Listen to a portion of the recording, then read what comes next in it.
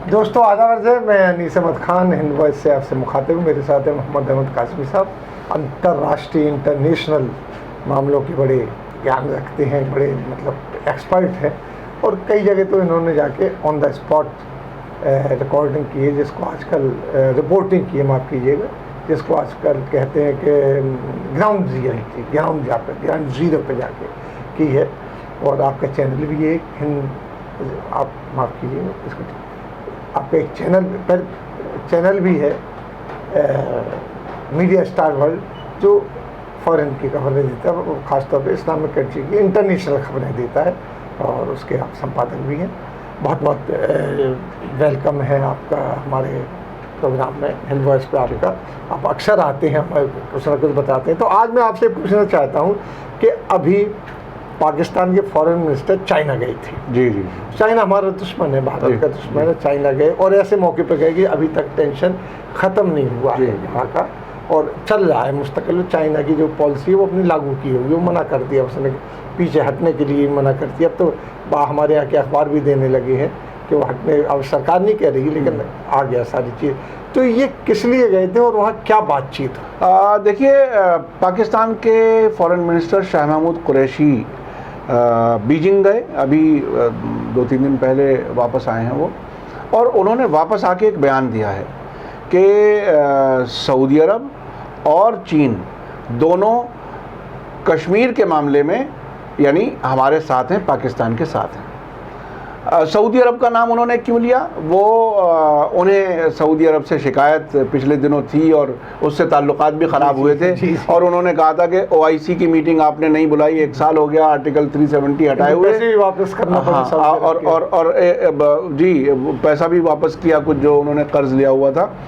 और उस नाराज़गी के बाद पाकिस्तान के आर्मी चीफ रियाज गए थे, सऊदी अरब गए थे। तो अब वो तो सऊदी अरब गए, उनके आर्मी चीफ, और ये फॉरेन मिनिस्टर चीन गए, और उसके बाद ये बयान इन्होंने दोनों चीज़ों को मिला करके एक जगह कहा है।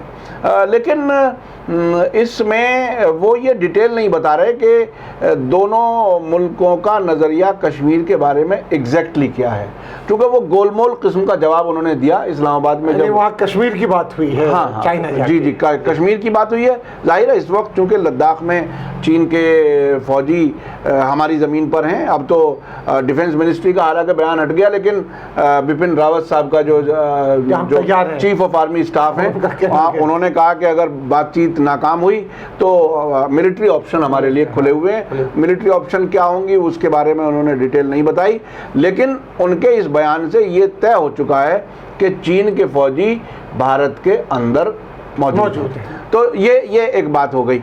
ऐसे वक्त में चीन और पाकिस्तान का मिलना, मीटिंग होना, ये बहरहाल बहुत इम्पोर्टेंट बात है। इम्पोर्टेंट इसलिए भी है कि कश्मीर में, जम्मू कश्मीर का एक हिस्सा अक्साई चीन जिसे कहते हैं वो चीन के पास है, और एक काफ़ी बड़ा हिस्सा पाकिस्तान के कब्ज़े में है, जिसको तो ये दोनों एक तरह से हमारी ज़मीन पर काबिज़ हैं। तो इन दोनों काबिज़ों का, दुश्मनों का मिलना बहरहाल भारत के लिए चीज़ें समझने के लिए बहुत ज़रूरी है। तो अभी उनका दावा है कि ये दोनों मुल्क कश्मीर के मामले में हमारे साथ हैं। ये हुआ है आखिर। और ये मतलब इसके बाद जब इन्होंने कहा और वहाँ मुलाकात हुई इनकी, उन्होंने कह दिया कि हमारे साथ हैं, तो इनको जाने की ज़रूरत है। चीन समर्थन इनका आज यानी 50 साल पहले से आज तक करता आ रहा है, और आप POK में कितना डैम भी बना रहा है, सड़क भी बना रहा है, कई चीज़ें बना रहा है। तो इस तरीके से समर्थन क्या ये फौजी इमदाद भी लेने गए थे क्या चीन से? या चीन, जैसे खबर आ रही थी कि पाकिस्तान में कुछ फौजी बटालियन भी चीन अपने एस्टेब्लिश करने जा रहा है। अब वो इस तरह की खबरें कई बार आई हैं कि ये जो CPEC जो बन रहा है, चाइना पाकिस्तान इकोनॉमिक कॉरिडोर जिसे कहते हैं, और जो पाकिस्तान ऑक्युपाइड कश्मीर से भी होकर के गुजर रहा है। तो इस पर हालांकि भारत ने उस पर आपत्ति जताई थी, लेकिन अब भारत की तरफ से वो आपत्ति ज़रा कमज़ोर पड़ रही है, खामोश अब हाँ ज़रा खामोश हो गए हैं। पता नहीं क्या अंडरस्टैंडिंग हुई है, नहीं मालूम, चूँकि हमारे प्रधानमंत्री जी इस लद्दाख वाले मामले में भी चीन का नाम लेने से बहुत बच रहे हैं। 15 अगस्त में भी नाम नहीं लिया उन्होंने। 15 अगस्त में नहीं, क्या वो कभी भी अब तक कोई नाम नहीं लिया, नहीं लिया। ना हमारी जमीन पर कोई आया है, ना कोई कब्जा है। हालांकि मुंह तोड़ जवाब दिया हमारे सैनिकों ने। हाँ। अभी पता नहीं चल रहा मुंह तोड़ जवाब किसे दिया। और मारते मारते मर गए। हाँ, मारते ये भी बहरहाल कहा। तो खैर, तो चाइना ये एक बड़ा अजीब सा वो है। देखिए, चाइना पाकिस्तान के साथ है बहुत पहले से, वो हिस्टोरिकल फैक्ट है। लेकिन इस सब में जो चाइना की तरफ से घुसपैठ भारत की ज़मीन में हुआ लद्दाख के उसमें, उसके बाद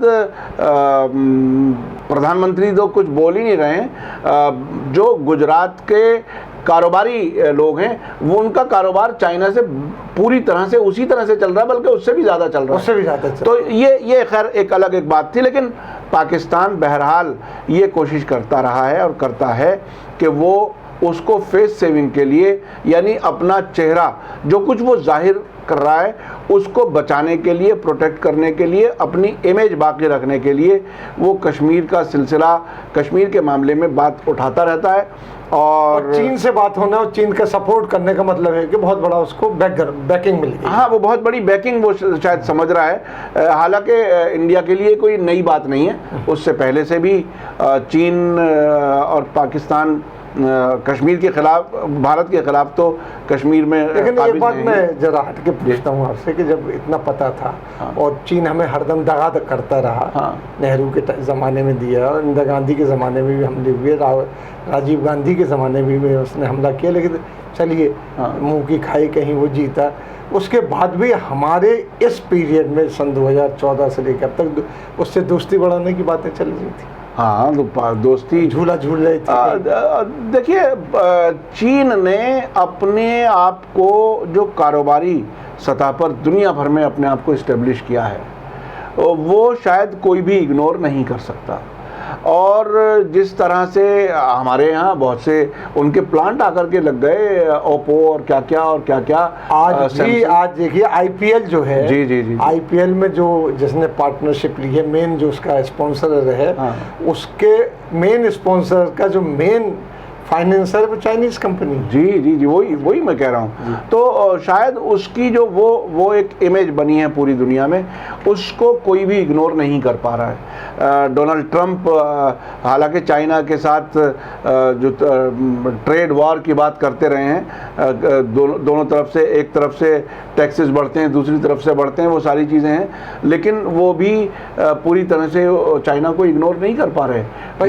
वो उनके बाज़ार में भी चाइना उतना ही मजबूती से बैठा हुआ है जैसे भारत या किसी और मुल्क में। भाई देखिए, चीन अमेरिका एक लॉबी बन गई है अमेरिका के खिलाफ। आज हम लोग कहा करते थे कि ये जो वैक्सीन है जी कोरोना की, हाँ। हम बनाएंगे पहले, वो इतनी जल्दी बना लेंगे। अब बात चल रही है कि रशिया से उसको किस तरीके से कोलैबोरेट किया जी यानी कोलैबोरेट करने का मतलब है रूस से कैसे मंगाया जाए। हाँ। तो वो तो चीन के साथ है। जी वो पूरा ट्रेड चल रहा है। लेकिन मुझे ऐसा लगता है कि रशिया जिस तरह से तेज़ी से उसने अनाउंस किया है, और इसके साथ ही ये भी बताया है कि व्लादिमीर पुतिन की बेटी ने वो वैक्सीन अपने इस्तेमाल किया है, तो वो एक बहुत बड़ी पब्लिसिटी थी। और ये पूरी दुनिया में कंपटीशन तो है ही कि मेरी वैक्सीन या उसकी वैक्सीन या किस मुल्क की वैक्सीन, ये सब जगह बन रही है और कोशिश हो रही है।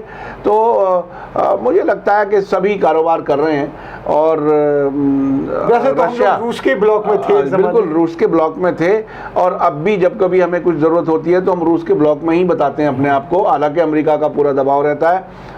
S-400 खरीदने की बात भी काफ़ी हथियारों की सौदा करके हमारे जो रक्षा मंत्री करके आए हैं, बिल्कुल लद्दाख के फौरन बाद करके आए हैं। तो ऐसा लग रहा था कि जैसे लद्दाख जो है वो पूरा एकदम जीतने की तैयारी है। उधर फ्रांस से रफाइल भी आ गए, और अभी मैं एक रिपोर्ट देख रहा था कि उनका जो S-20 है वो हमारे जो हमने रफाइल फ्रांस से ख़रीदा है उससे कहीं ज़्यादा मॉडर्न है, और उसके मुकाबले में रफाइल कोई ख़ास उतना मजबूत और अच्छे फीचर्स के साथ नहीं है। तो ये एक ऐसी इंटरनेशनल पॉलिटिक्स है जिसमें चीज़ों को समझना और अपने इंटरेस्ट के हिसाब से फैसले लेना बहुत ही इम्पोर्टेंट है। ये अभी पाकिस्तान चूँकि सऊदी अरब से अभी माफ़ी मांग करके बैठा है उस नाराज़गी के बाद में, और चाइना से भी ताल्लुकात, और चाइना सऊदी अरब में बहुत मजबूती से पहुंचा हुआ है। और कभी कभी तो इस हद तक भी कुछ एक्सपर्ट्स ने कहा है कि चाइना सऊदी अरब और ईरान के बीच में मीडिएशन कर सकता है, इतने नज़दीकी ताल्लुकात वो तो है ही। चाइना ने टेक्नोलॉजिकली, जैसा आपने बताया, अपने पैर इतना फैला लिया कि चाइना के बगैर अब शायद कुछ दिनों में ही हो जाएगा, दुनिया का काम नहीं चलेगा। जी। हमारा कि मेडिसिन बंद हो जाएंगी, फलानी जगह क्या बंद होगा। बहुत बहुत शुक्रिया आपका टाइम देने के लिए। इसी के साथ हम आपसे लेते हैं विदा। अगले में फिर मुलाकात होगी, तब तक के लिए दीजिए हमें इजाज़त है।